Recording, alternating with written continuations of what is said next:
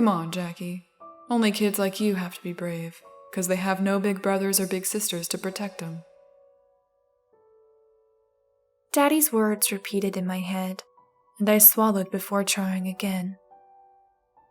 My feet shook as they made their way up the creaky wooden steps. A layer of fog rolled and twirled around my legs, illuminated by orange faces that shone from fires held within devil faces. One step howled loudly, catching me off guard and forcing me to hurry back down to the safety of the stone path below. Though it wasn't too much better down here. There were wispy skeletons moving about, and when one reached for me, I was hurried back onto the steps. This time, my climb was greeted by a door opening. There was no bright, welcoming light that rushed to escape into the night. Rather, only tiny little bulbs of purple and green and orange shone within the darkness, and nothing more. Only when the shadow hurried forth did I scream and stumble back yet again, my suspense broken by the approaching figure. "Well, hello there," the creature spoke. My lip quivered and I was unable to respond. Its pale white face shook me deeply, standing out entirely on its own from the large black cloak it wore. "What do you say?" Was all I could muster before running from the house. A pair of arms interrupted my escape, quickly grabbing my fairy princess dress and hoisting me upwards. "Oh, there, Jacqueline," Uncle Hugh whispered, rubbing my back slowly as I cried out. Tears ran down my frightened face for the millionth time tonight, ruining any remaining makeup Mommy had put on. Uncle Hugh then did something that made me freeze up in terror. He called out to the monster. "Do you think you could come out here? She's a little frightened." My heart started to race rapidly as I heard footsteps clicking along the pathway behind me. I thrust my eyes into my uncle's shoulder, trying to hide from the beast. But when he told me to look, I was turned around to meet it once more. My cries echoed through the neighborhood once again as the monster laughed, its pearly white fangs matching perfectly with its face. "Oh, I'm sorry, dearie. Here, have some extra for being such a brave girl." The monster then stretched the opening of my bag and dumped in 2 big chocolate bars and a bag of chips. "What do you say, Jackie?" Uncle Hugh asked. Thank you, I mumbled before hiding my face again. I knew the candy was free, but having to approach these terrifying monsters to get it was just too much. At least there were only a few houses left. Uncle Hugh set me down beside the car and opened the door for me to get in. Daddy was still sleeping in the back seat. I couldn't wait to show him all the candy I'd gotten when he woke up. Uncle Hugh told me not to disturb him right now, though, or else he might get angry. After I was buckled in and the car started to move, I began thinking about what Daddy had told me about being brave. It seemed odd now, considering how Uncle Hugh was here taking me out trick-or-treating. After all, I always thought Daddy taught me that phrase because he was an only child too.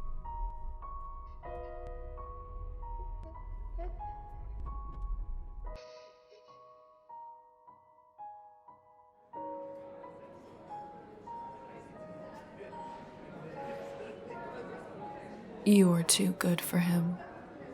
I knew it as soon as he swaggered inside. His smug grin, his wrinkled shirt, his ogling of women even while he waited for you. It was so clear that you deserved better. It didn't matter who you were or what you looked like. He sang his inadequacy for all to hear. So, I took it upon myself to rescue you. I made sure that before you arrived, he was gone. Of course it upset you. Sat by yourself, waiting for a date who wouldn't show. You probably took it personally, but trust me, he would have hurt you more if I had let him. Those tears would have been cried 1,000 times more if he had sunk his claws into you. You're safer this way. I know it. And now, it's time. I bring out your meal, a thick stew with chunks of meat floating on the surface. It has been cooked fresh, the supplies taken from a freezer I restocked only an hour ago. You thank me with a sad smile, and I tell you not to worry. I tell you the right person is still out there for you. I don't tell you that it's me. You will realize that yourself soon enough. Then I retreat to the bar and I watch you eat. I take comfort in the fact that, in the end, your good-for-nothing date did redeem himself. He finally arrived at your table.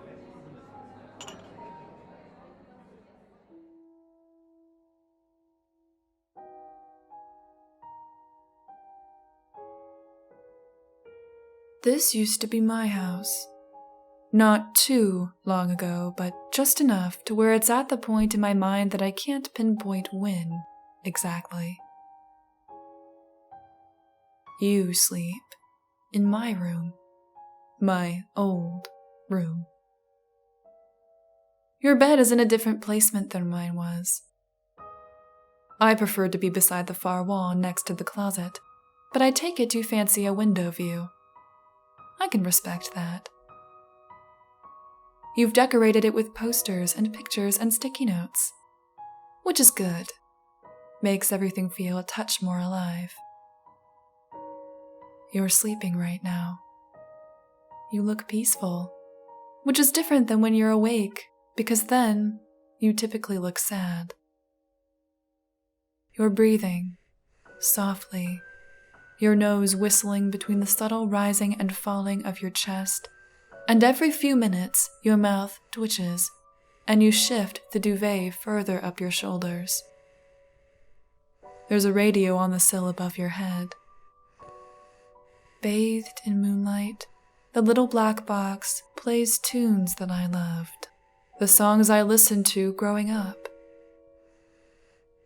Sometimes, if I close my eyes and really focus, I can pretend that nothing's changed. I can pretend it's me laying on my back on the floor, the smooth carpet tickling my cheeks as I count the cracks in the ceiling, as you do sometimes when you're bored.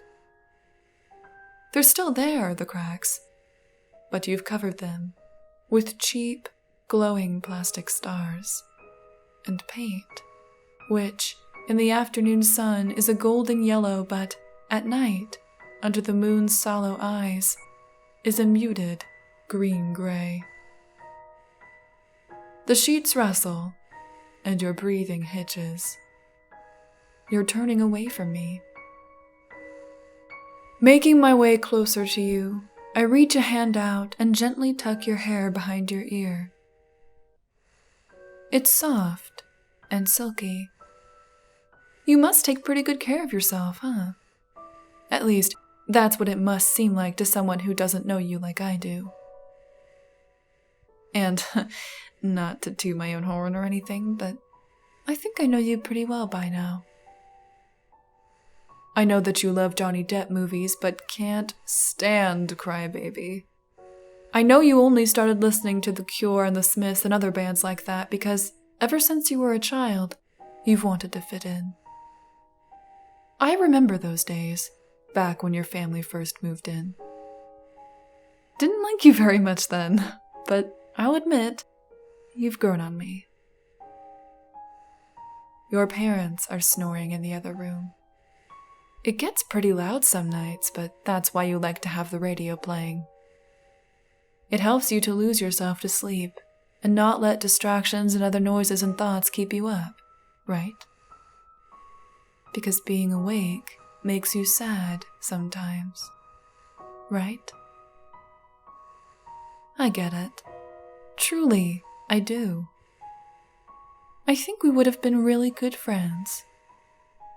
If I were still alive, that is.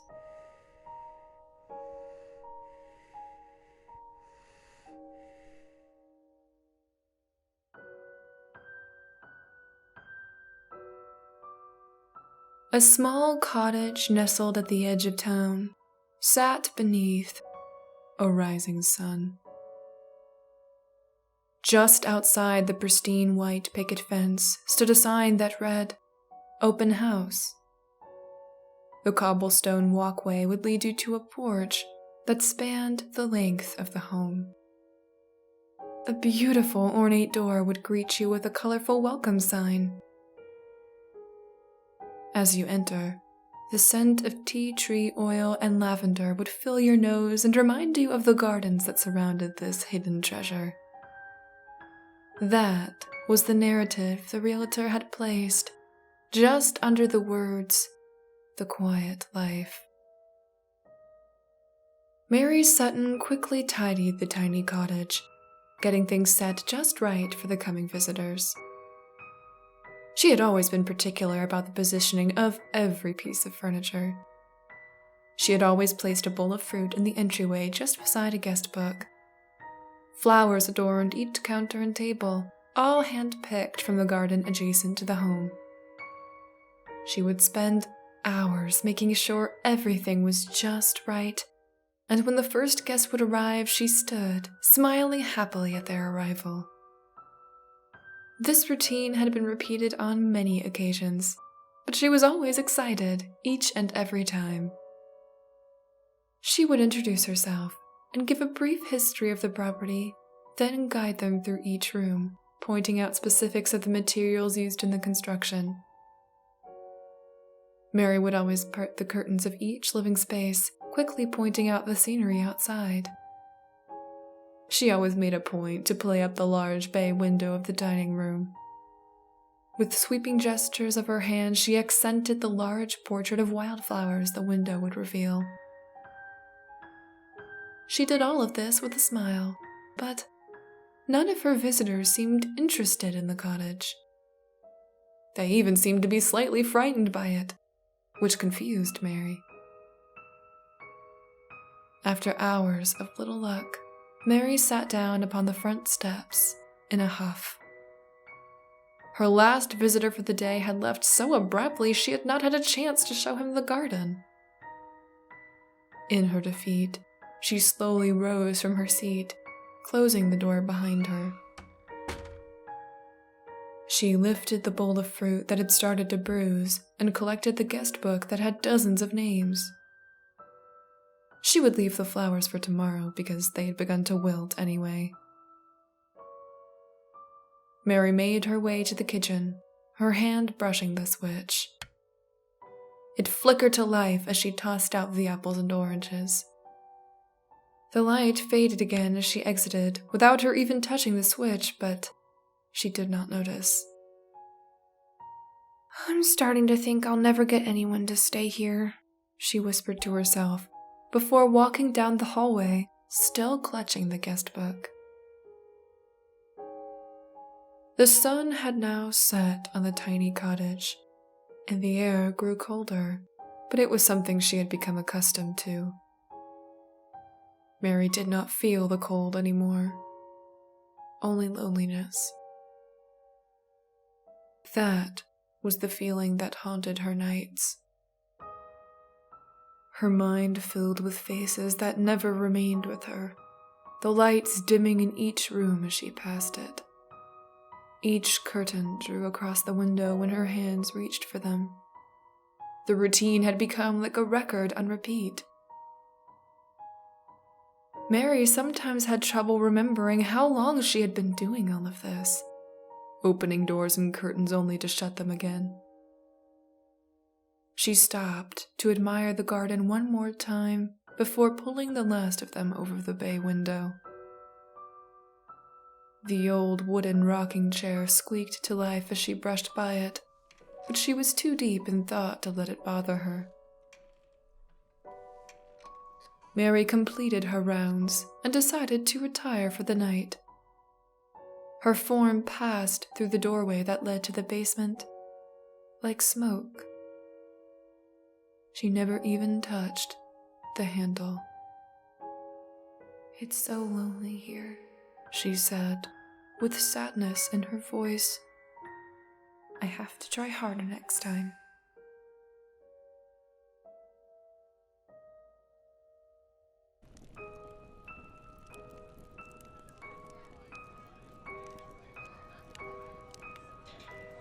The pumpkins sang. The flickering lampposts cast the streets of Taratum in a dark glow, but with the illumination of the bonfire within them, the residents could do without it. Vampires, princesses, and fairies flitted about, baskets swinging from their hands.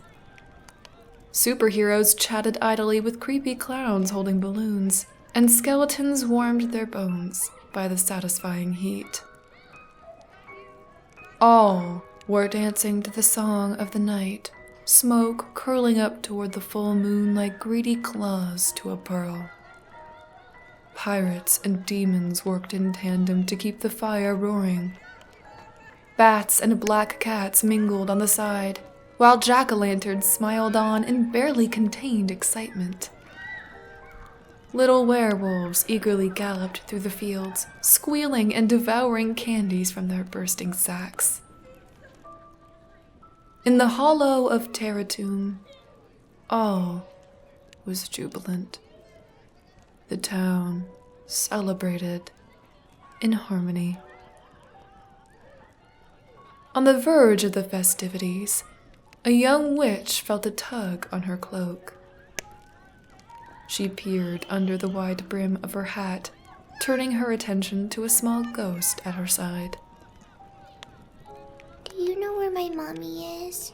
It asked, in a small, scared voice. Immediately, the witch took pity on the poor thing. It was covered in white, draped all the way to the ground, with 2 tear-filled eyes that met hers. "I haven't, sweetheart," she cooed, her long black nails clenching her broomstick for balance as she stooped down to meet his gaze more evenly. "But I'd be happy to come look for her with you. What's your name, little one? Where did you last see your mummy?" "By the Jensen's house." The ghost sniffled, shifting anxiously. "I'm Leon." The witch paused. She didn't recognize any of those names. "Sorry, dear, I don't know them," she said, her voice calm and kind. "But come, let's search together."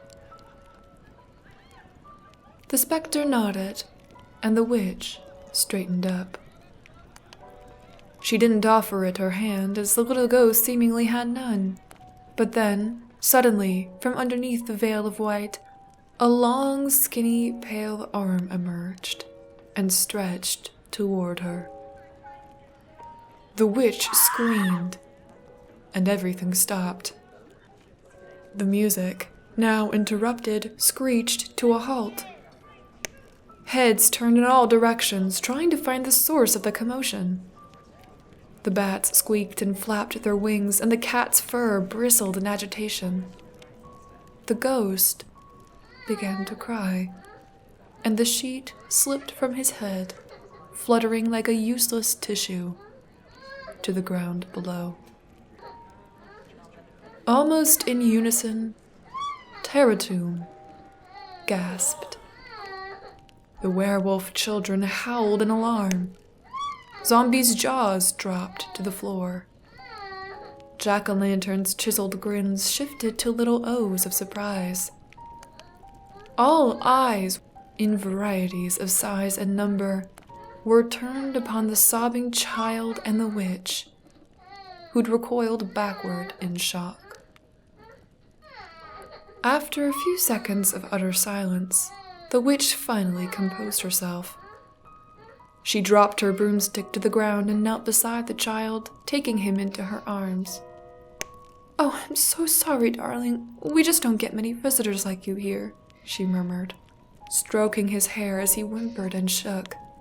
"Everything's perfectly all right. You're just turned around, that's all." She withdrew from his little body again, using her black cape to dry his blotchy red eyes. "Would you like to join our party until your mother comes to fetch you, Liam?" The child stared at the crowd, hesitating. The residents waited with bated breath. When he gave a little nod, the crowd cheered and released. The werewolf children, eager to introduce themselves to a new friend, rushed forward to show him their games. The witch smiled as she watched his sad eyes brighten, his sheet forgotten, as he was dragged into the fun. The party continued itself, and the bonfire burst back to life. The pumpkins resumed their song.